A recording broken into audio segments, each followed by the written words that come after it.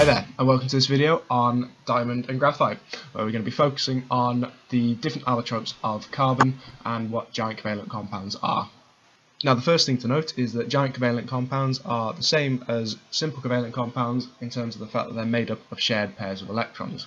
The difference is the number of covalent bonds. So you'll find with simple covalent you have a few covalent bonds with lots of weak intermolecular forces, but with giant covalent compounds and substances you will have lots and lots of strong covalent bonds.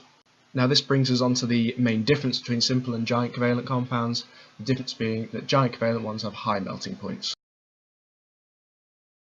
So bringing this back to diamond and graphite then, both of these are called allotropes of carbon, and I'll go on to what an allotrope is in a second. So to put it simply then, an allotrope is something that is the same element but in different forms.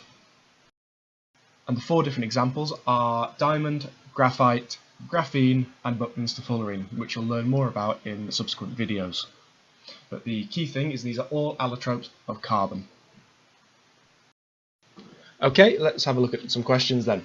So we've got three here based on diamond and graphite. The first one is to describe what an allotrope is for 2 marks. Number 2 is to describe the difference between a simple covalent substance and a giant covalent substance, which is worth 3 marks. And then part 3 is to give 2 different allotropes of carbon.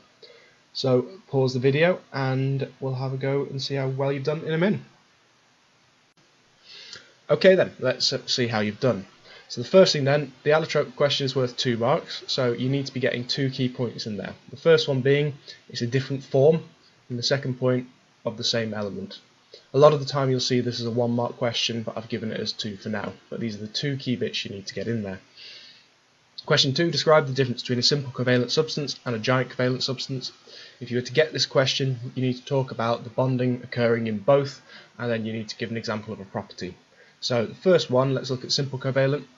You can either say it's got few strong covalent bonds or many weak intermolecular forces. 1 mark for either of those. For your giant covalent, you've got to say it's got lots of strong covalent bonds, and that's the key difference between the two. And then your third mark is for a property, which I showed you in the video, was simple covalent has a low melting point, giant covalent has a high melting point. So you could have put either of those. Then on to question 3, give 2 different allotropes of carbon. There are 4 you could have chosen. If you'd looked over in the key words, you'd have seen 2 of them. So diamond for 1 mark, graphite for 1 mark, graphene would have also got you 1 mark, and Buckminster fullerene, which is also known as C60, would have got you another mark for a maximum of 2. Okay, hopefully that has helped to sum up what an allotrope is. Have a go at the review question, which is, using graphite and diamond as an example, explain what an allotrope is and what a giant covalent compound is. And that ends this video.